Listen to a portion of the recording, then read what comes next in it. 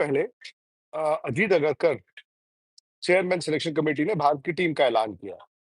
दो सिग्निफिकेंट बातें हैं। एक तो ये कि एक नया टेस्ट कप्तान आपको मिला है और नए कप्तान कौन है? शुभमन गिल। जब आप शुभमन गिल को कप्तान बनाते हैं तो जाहिर तौर पर ये एक सीरीज या 6 महीने या 8 महीने या 12 महीने के लिए आपने कप्तानी नहीं दी है।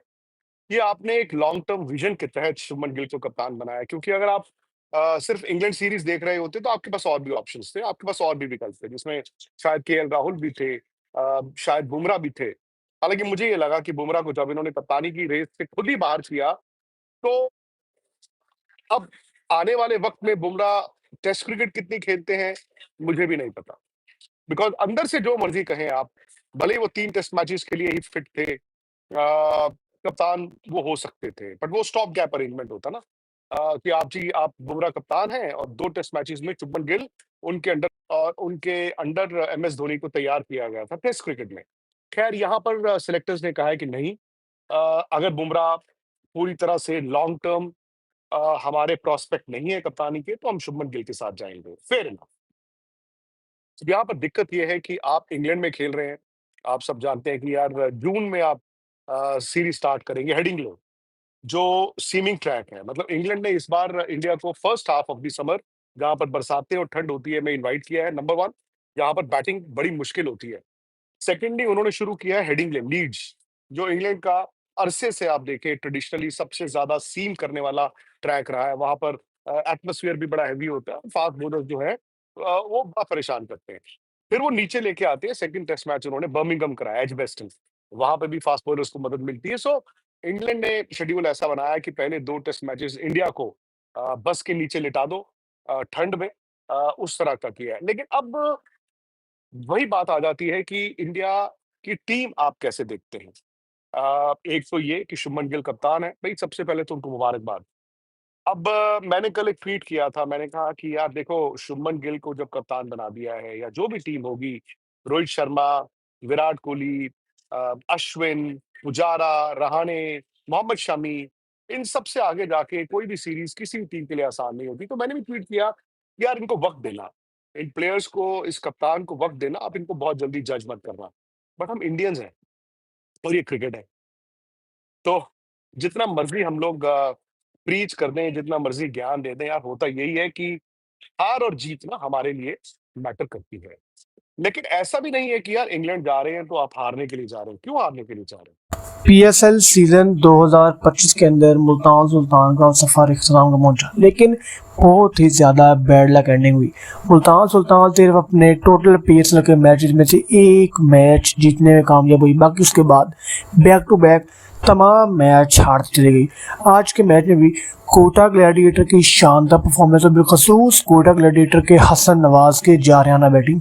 हसन नवाज, अगर यूं कहा जाए कि आईपीएल का सबसे अलावा आईपीएल की तरह पीएसएल का सबसे बेस्ट खिलाड़ी है, तो ये गलत ना होगा, क्योंकि हसन नवाज से बड़ा फिनिशर इस वक्त पीएसएल में ना ही कोई लोकल प्लेयर, ना ही कोई फॉरेन प्लेयर है। यहाँ तक कि बाबर आजम, जो कि मोहम्मद रिजवान जैसे बड़े खिलाड़ी हैं, वो भी कुछ नहीं है, क्योंकि जितनी भी क्रिटिकल सिचुएशन हो, चाहे पेशावर दरमी के खिलाफ हो, चाहे कोटा के खिलाफ हो, चाहे इस्लामाबाद के खिलाफ हो, चाहे कराची के खिलाफ हो, जितने भी क्रिटिकल मैच हुए हैं, जब जब कोटा ग्लैडिएटर फंसा है, जब जब मैच लास्ट में गया है, मैच डिपेंड किया किसी एक खिलाड़ी पर, वहाँ पर हसन नवाज खड़ा है।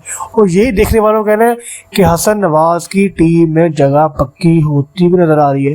पाकिस्तानी मीडिया कहना है कि हसन नवाज की शानदार बैटिंग के साथ पाकिस्तान को एक नया टैलेंट भी मिल गया है। जैसे कि पिछले पीएसएल के अंदर पाकिस्तान को उस्मान खान मिला था, लेकिन उस्मान खान ने पाकिस्तान टीम को, पाकिस्तान क्रिकेट बोर्ड को, पाकिस्तानी फैंस को पूरी तरह मायूस किया। लेकिन जिस तरह हसन नवाज की बैटिंग है, शानदार प्रेशर हैंडलिंग सिचुएशन बैटिंग कर रहे हैं, लग ये रहा है कि हसन नवाज आगे चलकर पाकिस्तान के लिए काफ़ी अच्छी बैटिंग परफॉर्म करेंगे। विक्रांत गुप्ता कहना है कि पाकिस्तान के पास हसन नवाज की सूरत में एक अमेजिंग टैलेंट मिल गया है। हसन नवाज को जो टैलेंट मिला है, उसकी ज़रूरत पाकिस्तान को बहुत देर से थी, क्योंकि दरमियान में चाचा इफ्तिखार के बाद पाकिस्तान के पास आसिफ अली के अलावा कोई भी बड़ा टैलेंट मौजूद नहीं था। लेकिन हसन अली के आने से टीम के अंदर चाचा इफ्तिखार, आसिफ अली जैसे शानदार खिलाड़ियों की जो बैकअप था, कमी थी, मुकम्मल तौर पर पूरी होती। Ajit Agarkar chairman selection committee ने भारत की टीम का ऐलान किया। दो सिग्निफिकेंट बातें हैं। एक तो ये कि एक नया टेस्ट कप्तान आपको मिला है और नए कप्तान कौन है? शुभमन गिल। जब आप शुभमन गिल को कप्तान बनाते हैं, तो ज़ाहिर तौर पर ये 1 सीरीज़ या 6 महीने या 8 महीने या 12 महीने के लिए आपने कप्तानी नहीं दी है। ये आपने एक लॉन्ग टर्म विज़न के तहत शुभमन गिल को कप्तान बनाया, क्योंकि अगर आप सिर्फ़ इंग्लैंड सीरीज़ देख रहे होते, तो आपके पास और भी ऑप्शंस थे, आपके पास और भी विकल्प थे, जिसमें शायद केएल राहुल भी थे, शायद बुमराह भी थे। हालाँकि मुझे ये लगा कि बुमराह को जब इन्होंने कप्तानी की रेस से खुद ही बाहर किया, तो अब आने वाले वक़्त में बुमराह टेस्ट क्रिकेट कितनी खेलते हैं, मुझे भी नहीं पता। बिकॉज़ अंदर से जो मर्ज़ी कहें आप, भले ही वो 3 टेस्ट मैचेज़ के लिए ही फिट थे, कप्तान वो हो सकते थे, बट वो स्टॉप गैप अरेंजमेंट होता ना, कि आप बुमराह कप्तान हैं और 2 टेस्ट मैचेज़ में शुभमन गिल, सिलेक्टर्स ने कहा है कि नहीं, अगर बुमराह पूरी तरह से लॉन्ग टर्म हमारे प्रोस्पेक्ट नहीं है कप्तानी के, तो हम शुभमन गिल के साथ जाएँगे। Fair enough. यहाँ पर दिक्कत ये है कि आप इंग्लैंड में खेल रहे हैं। आप सब जानते हैं कि यार जून में आप सीरीज़ स्टार्ट करेंगे हेडिंग्ले, जो सीमिंग ट्रैक है। मतलब इंग्लैंड ने इस बार इंडिया को first half of the summer, जहाँ पर बरसातें और ठंड होती है, में इनवाइट किया है, नंबर 1, यहाँ पर बैटिंग बड़ी मुश्किल होती है। सेकेंडली उन्होंने शुरू किया है हेडिंग्ले, लीड्स, जो इंग्लैंड का अरसे से आप देखें ट्रेडिशनली सबसे ज़्यादा सीम करने वाला ट्रैक रहा है। वहाँ पर एटमॉस्फेयर भी बड़ा हेवी होता है, फास्ट बॉलर्स जो हैं वो बड़ा परेशान करते हैं।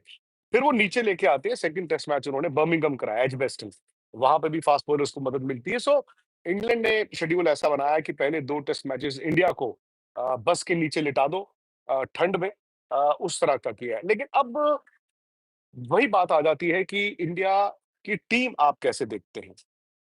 एक तो ये कि शुभमन गिल कप्तान है, भई सबसे पहले तो उनको मुबारकबाद।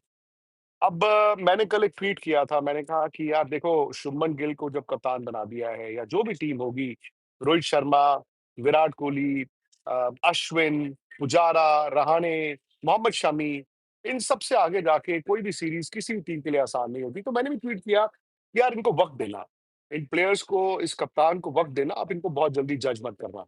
बट हम इंडियंस हैं और ये क्रिकेट है। तो जितना मर्ज़ी हम लोग प्रीच कर दें, जितना मर्ज़ी ज्ञान दे दें यार, होता यही है कि हार और जीत ना हमारे लिए मैटर करती है। लेकिन ऐसा भी नहीं है कि यार इंग्लैंड जा रहे हैं तो आप हारने के लिए जा रहे हैं। क्यों हारने के लिए जा रहे हैं? क्या इंडिया जीत नहीं सकता? बिल्कुल जीत सकता है। अब अगर आप जो 18 लड़कों की टीम का ऐलान हुआ, और जब आप 18 अनाउंस करते हैं ना, और ये माज़ी में भी, अपने हिस्ट्री में भी देखा होगा, जब 18 आप अनाउंस करते हैं, तो कहीं न कहीं आप ये एडमिट करते हैं कि हमें नहीं पता कि हमें किस तरह की 11 चाहिए। हमें नहीं पता हमें रिज़र्व्स क्या रखे जाने चाहिए। और 18 का मतलब है कि आप रिज़र्व्स पे आपने ज़्यादा ध्यान दिया है, कि यार इसका बैकअप वो होना चाहिए, उसका बैकअप वो होना चाहिए, उसका बैकअप वो होना चाहिए। ये मेरे ख्याल से एक डिफेंसिव माइंडसेट है। एक फॉर्मर इंडिया कैप्टन थे,